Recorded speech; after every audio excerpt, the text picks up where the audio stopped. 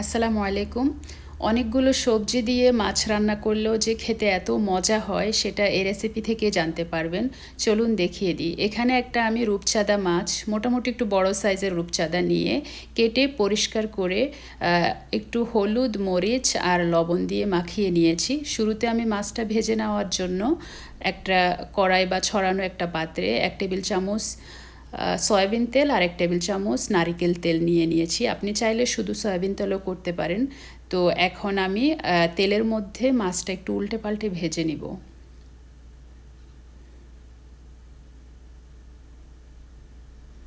3-4 minute একটু শক্ত করে ভেজে নিলেই হবে। মাছটা খুবই ফ্রেশ ছিল, এজন্য খেতেও ভালো ছিল। যদিও এটা ফ্রোজেন, বাট হয়তো বা ফ্রেশ অবস্থায় ফ্রোজেন করা হয়েছে। এদিকে মাছটা ভাজতে ভাজতে আমি একটা টমেটো, 2টো মিডিয়াম সাইজের পেঁয়াজ আর 4-5টা রসুনের কোয়া নিয়ে একটু ব্লেন্ড করে নিচ্ছি। এরকম ছোট্ট একটা ব্লেন্ডার যদি আপনি কিচেনে রাখেন সেটা খুবই ইউজফুল। এই পেঁয়াজ, রসুন আর টমেটো কিন্তু আপনি টুকরো করেও দিতে পারেন কুচি করে, কিন্তু ব্লেন্ড করে নিলে সেটা কিন্তু খেতে, তরকারিতে খেতে অনেক বেশি ভালো লাগে যদি ভালো করে সেটা কষানো হয়। তো এখন আবার মাছটা ভাজা হয়ে গিয়েছে, আমি তুলে নিচ্ছি। সেম তেলের মধ্যে কিন্তু আমি পেঁয়াজ, রসুন, টমেটোর সেই পেস্টটা একটু কষিয়ে নেব। আর কোনো তেল অ্যাড করা লাগবে না, এই তেলটাই কিন্তু যথেষ্ট। আর আমি পুরো রান্নাটা মাঝারি থেকে একটু হাই আছে, মানে ফুল আছে রান্না করে নিই। মাঝারি থেকে একটু বেশি। এ পর্যায়ে সে ব্লেন্ড করা পেঁয়াজ, রসুন আর টমেটোর পেস্টটা দিয়ে একটু কষিয়ে নিচ্ছি। আর কষাতে কষাতে আমি এখানে কিছু মশলা দিয়েছিলাম, যেটা আমার ক্যামেরায় আসে নাই। তো আমি এখানে 1/2 চা চামচ হলুদ গুঁড়া, 1 চা চামচ মরিচ গুঁড়া আর 1/4 চা চামচ জিরা আর ধনে গুঁড়া, 1 চা চামচ লবণ দিয়ে আমি একটু কষিয়ে নিয়ে 1/2 কাপ গরম পানি দিয়ে দিয়েছি। গরম পানিতে কষালে যেটা হয়, মানে কষানোটা ভালো হয় এবং মশলার গন্ধটা চলে যায়, কাঁচা মশলার যে গন্ধটা। তো আমি 1/2 কাপ দুবার দিয়ে একটু ভালো করে আমি মশলাটাকে কষিয়ে নিয়েছি। মশলা কষানো হয়ে গেলে এখানে আমার সামারে গার্ডেনের করা কিছু ফ্রোজেন ঢ্যাঁড়স, যেটা আমি রেখে দিয়েছিলাম ডিপে, সেখান থেকে কিছু ঢ্যাঁড়স আর সিম, এটাকে আমি একটু ভাপিয়ে ফ্রোজেন করেছিলাম, কারণ না হয় কিন্তু সিম সেদ্ধ হয় না যদি আপনি কাঁচা রেখে দেন। আর 2টা আলু টুকরো করে নিয়ে সবগুলো সবজি আমি কয়েক মিনিট এই ঝোলের মধ্যে কষিয়ে নেব।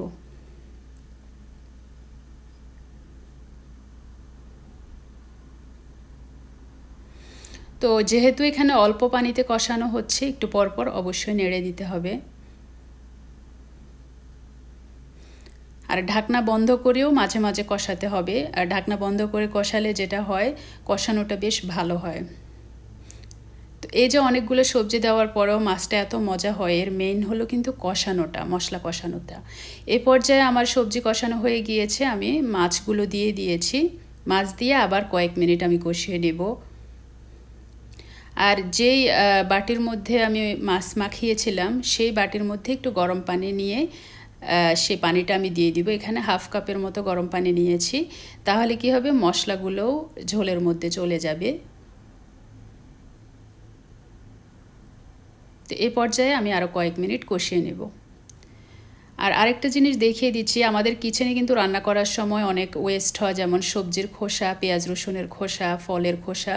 এগুলো সবই যদি আমরা এভাবে একটা পলিথিনে রেখে একদিন পর একদিন বা প্রতিদিন গার্ডেনে দিয়ে দিই, আমাদের গার্ডেনটা কিন্তু খুব উর্বর থাকে। মানে যারাই গার্ডেন করেন তাদের জন্য এই টিপসটা। আমি ইভেন কি এখন বাইরে স্নো পড়ে আছে, তাও আমি এভাবে নিয়ে আমার গার্ডেনের একটা কর্নার বা এখানে সেখানে দিয়ে দিই, কারণ ওভার দ্য টাইম এটা কম্পোস্ট হয়ে যায়। আর আমার গার্ডেনেরই কাঁচামরিচ আমি ফ্রোজেন করে রেখে দিয়েছিলাম, সেখান থেকে কয়েকটা কাঁচামরিচ দিয়ে দিচ্ছি।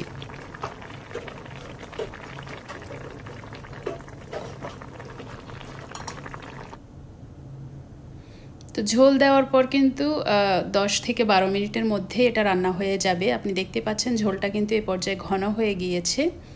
তো ঠান্ডা হওয়ার পর কিন্তু এটা আরেকটু ঘন হয়ে যাবে। এখন আমি ধনিয়া পাতা দিয়ে দিচ্ছি। আর ধনিয়া পাতা এটাও আমি ফ্রোজেন করে রেখেছিলাম, কারণ আমরা তো আসলে প্রতিদিন বা একদিন পর একদিন বাজার করতে পারি না, সেজন্য একসাথে বেশি করে কিনে দেখা যায় 2 সপ্তাহের জন্য বা 3 সপ্তাহ জন্য ফ্রোজেন করে রেখে দেই, যখনই রান্না করি একটু দেওয়া যায়। এ পর্যায়ে ধনিয়া পাতা দেওয়ার পরপরই কিন্তু চুলা বন্ধ করে দিয়েছি, না হয় কিন্তু ধনিয়া পাতার গুণাগুণটা চলে যাবে। আসলে রান্নাটা এতই মজা হয়েছিল, আমার মনে হচ্ছে একদম গরম গরম একটু খেয়ে নিই।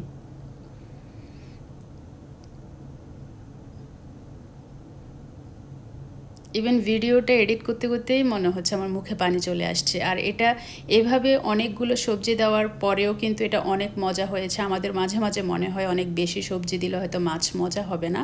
আপনি যদি এই রেসিপিটা ফলো করে এভাবে রান্না করেন, বারবার একটু একটু করে কষিয়ে নেন, তাহলে রান্নাটা অনেক অনেক বেশি ডিলিশিয়াস হবে। আপনার খেতে ভালো লাগবে, একদম গ্যারান্টি। আর অবশ্যই এক টুকরো লেবু নিতে ভুলবেন না। শীতকালে যত বেশি লেবু খাবেন আপনার জন্য ভালো হবে। তো এভাবে রান্না করে অবশ্যই খেয়ে নেবেন। যে কোনো মাছ দিয়ে আপনি রান্না করতে পারেন, তবে মাছটা যদি ফ্রেশ হয় সেটা হবে বেস্ট। আজ এ পর্যন্তই। সবাই অনেক ভালো থাকবেন। আল্লাহ হাফেজ। আসসালামু আলাইকুম।